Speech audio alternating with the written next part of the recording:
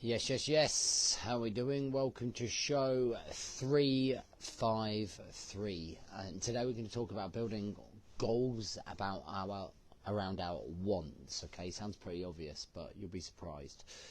I am struggling with a massively sore throat after the weekend, so I hope you can bear with me and the husky voice. But let's get into it. Welcome to the Rise to Thrive show. I am your host, James Boardman, and if you are coming through, then please do hit the love heart button. Just let me know that you're coming through.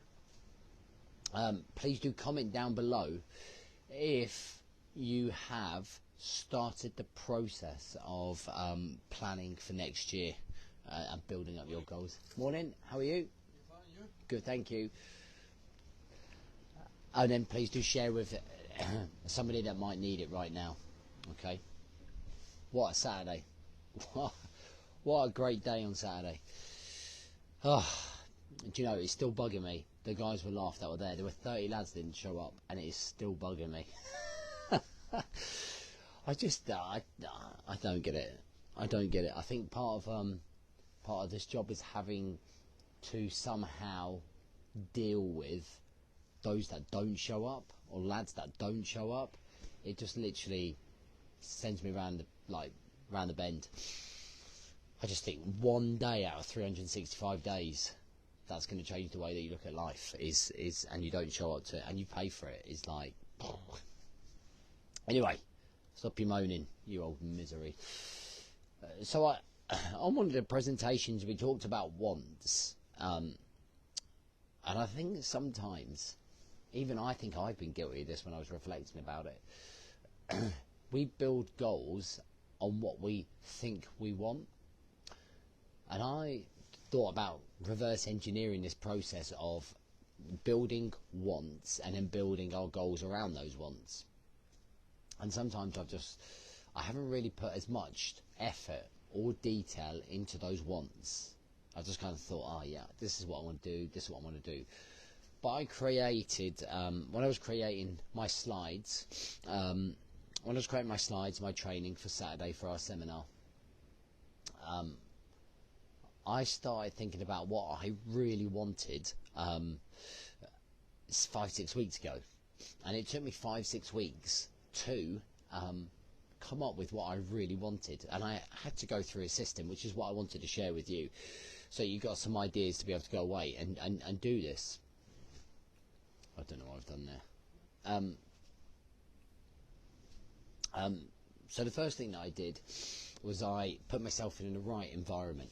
Okay, so being in the right environment, think about your wants is key. If you're trying to do it and you've got kids like pulling at your ears and your nose and like trying to take your pens, or if your wife's like, why haven't you done this? Why haven't you done that? What are you doing? Why are you doing that? Like, you've got to be in a really great environment.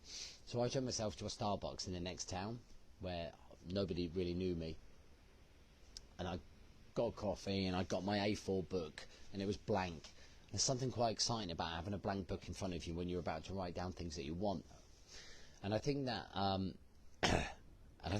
it's a really great exercise where you just set your timer for 30 minutes, and for 30 minutes you force yourself in front of this book and you start writing down everything that you want.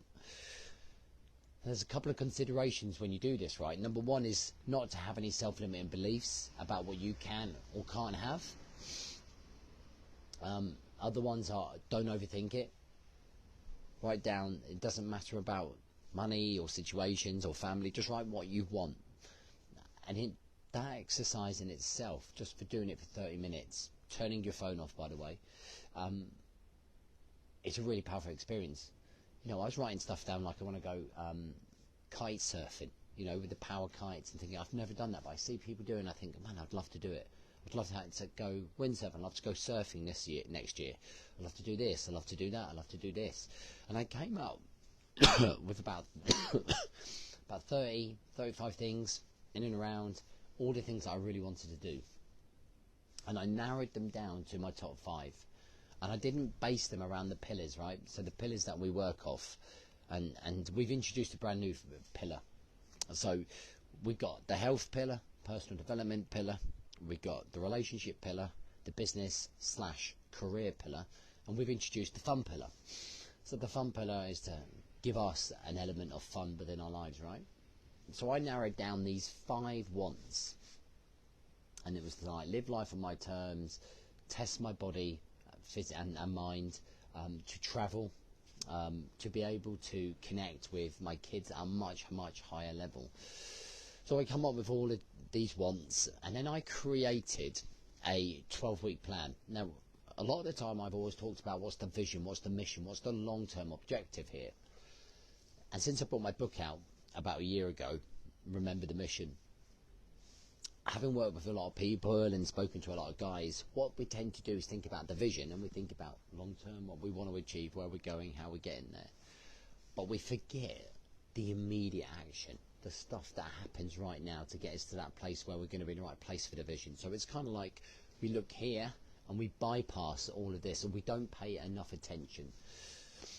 So in terms of our structure within our coaching community, from next year we're going to be working on 28-day cycle. So it's like, what are you going to achieve in these 28 days to achieve your 12-week goals based on your wants? And that means that we have some real emotional connection.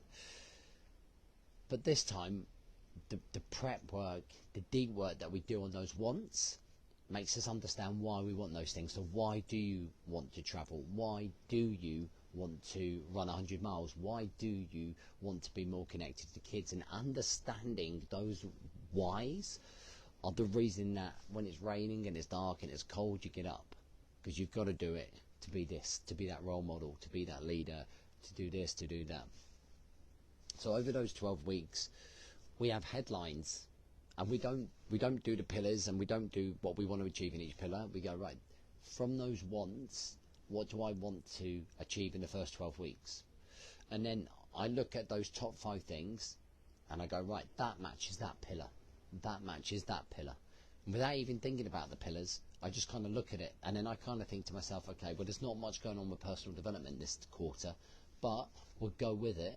And then next quarter, we'll put a little bit more emphasis on personal development, if that makes sense. A lot of it might be focused on family, a lot of it might be focused on health. But what we're doing is creating a structure, a routine, a system that allows us to meet our wants, meet our needs, do the things that make us fulfilled, do the things that make us feel controlled, right? Do the things that snap us out of that negative mentality, the victim mentality, and we're working towards wants all of the time, over and over and over again. Does that make sense to everyone? If that makes sense, just hit the blue thumb button for me. It allows me that you're going, yep, I get that.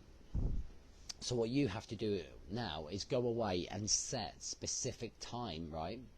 Specific time in a cafe, in a restaurant, on a park bench, whatever floats your boat, but it has to be uninterrupted. Phones off, somewhere where you're not going to be disturbed.